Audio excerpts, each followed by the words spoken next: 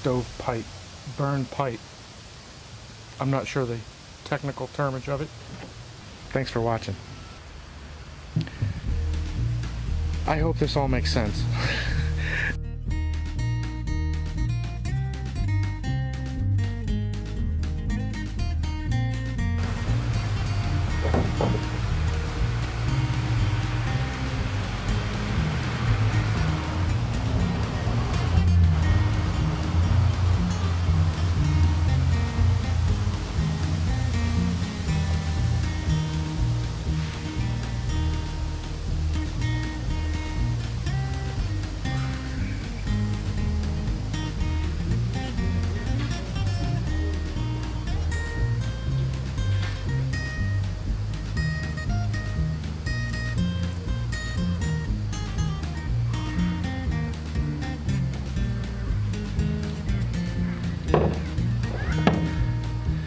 It looks like poor lighting.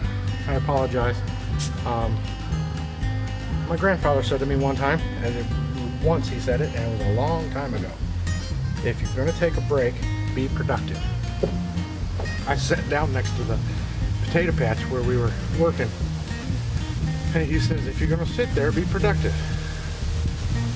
If you're going to take a break, be productive. Not don't take a break. I mean, because you need to take breaks, and I got 4 feet maybe of a wall level, of the back wall level, and I've got to take a break. But again, thanks to Troy and do-it-yourself world, I am determined to get the foundation done today. Maybe not filled in, but it will be level today, if it kills me. So I'm taking a break and checking out the rocket stove chamber, burn chamber, the burn tube. Stuck to the bottom, so I figured I'd take a mallet, try to knock it off. Hope it doesn't break everything.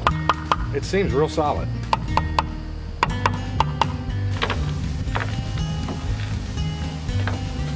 Well, it is definitely the consistency I wanted. It's not solid like the outside here. I guess I should throw this over the pan. It's crumbly. That's why I got the rubber mallet, so I just want to chip this.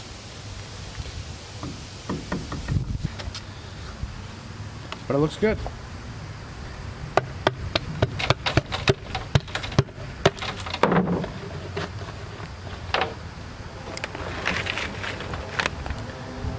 Oh wow.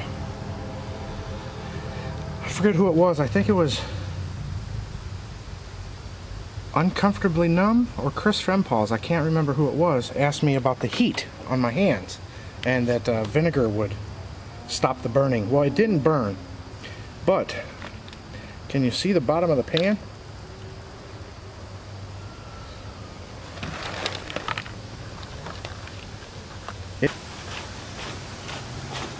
Bigelow Farms had a problem that looked just like this.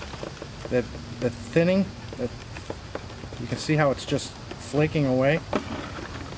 I'm wondering if the galvanized pipe is going to do the same as well. But this should make good mass filler when I start filling in around the run, the stovepipe run. And this was the newspaper that I put over the top to keep it from going on the inside. Now, I had attached it with duct tape, which should not be a problem, since even if it is, it will simply melt away. Now I want to get most of this out of here because I want to crimp the inner tube down and the outer tube down on top of each other. And if you get anybody does this, watch out. These tubes are sharp, you know.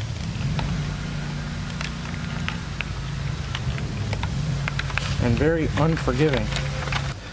Well, let's get some snippers and see if we can pound those down.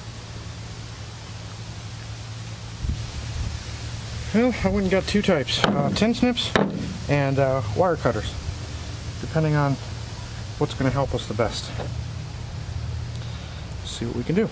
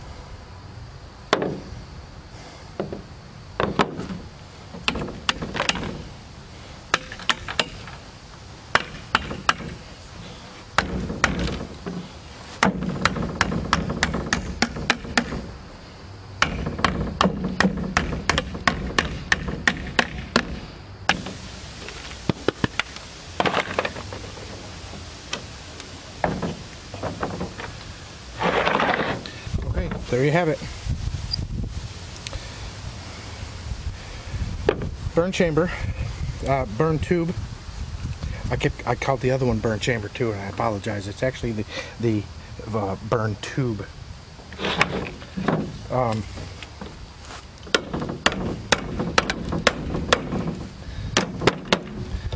Mostly level. Trying to not make ridges like this, but they overlap to add into the heat.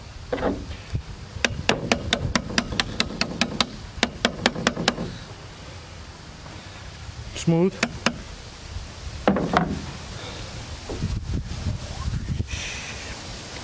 Anyways, there you have it.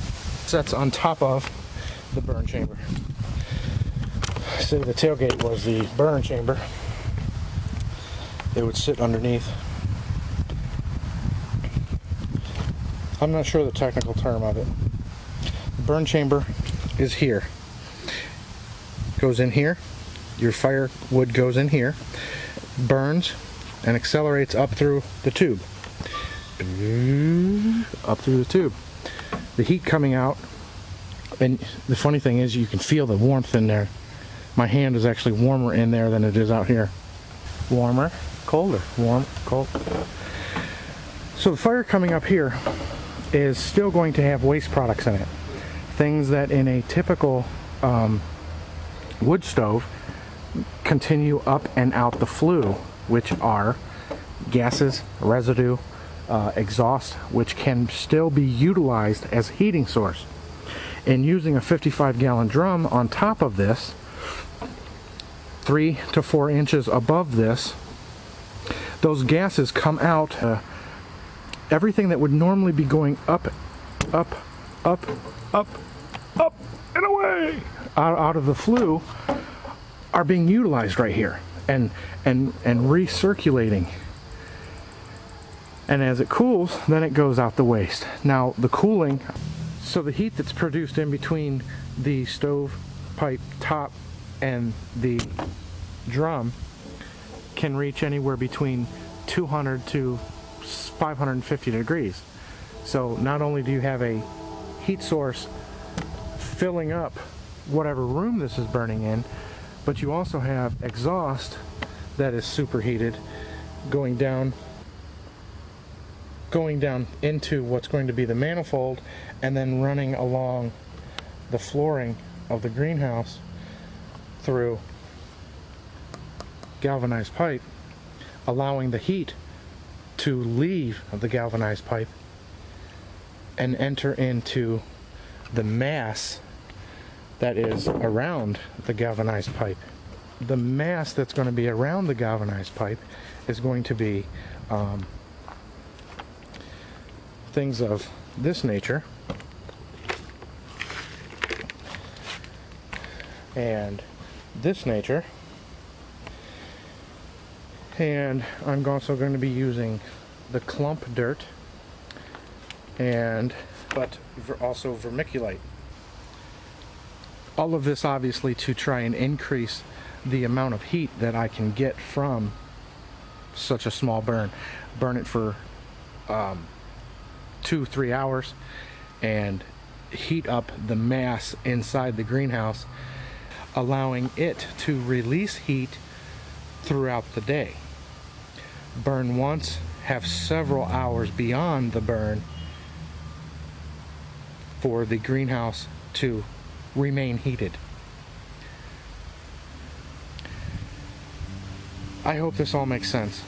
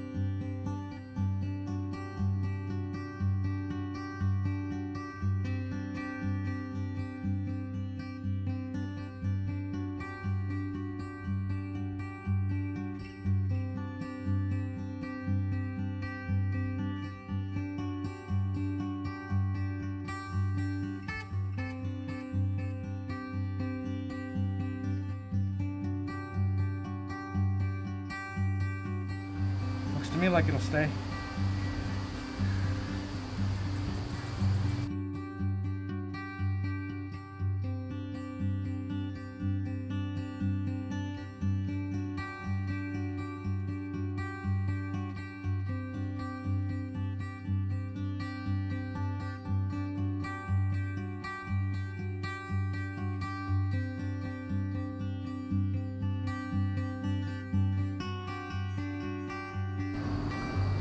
So I'm gonna let that dry for half an hour or so. Let it set up before I set that on there because it'll just squish out. And we'll come back and look at it.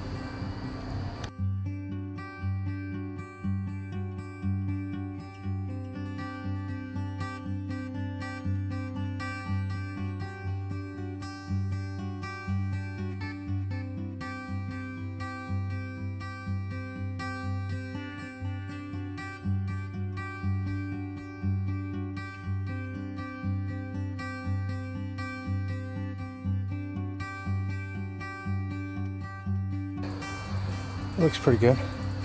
It's all sealed up, airtight. Now, the way we're going to check it is we are going to do a burn. Just because we can. Well, already, as you can see, it is rocketing away. You see that rocketing? You can see here, it's pulling sideways. There, I pushed it down a little bit. I hope the camera's not too close. That's hot. Can you hear it?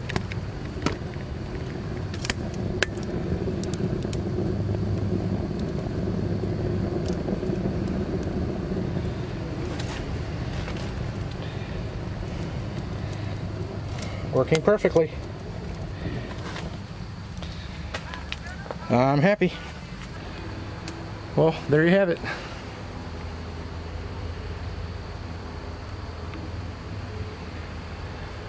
All I need now is to build the run that the heat will go down along with the manifold and get a barrel and everything will be all set. Thanks for watching. Have a great night. Bye.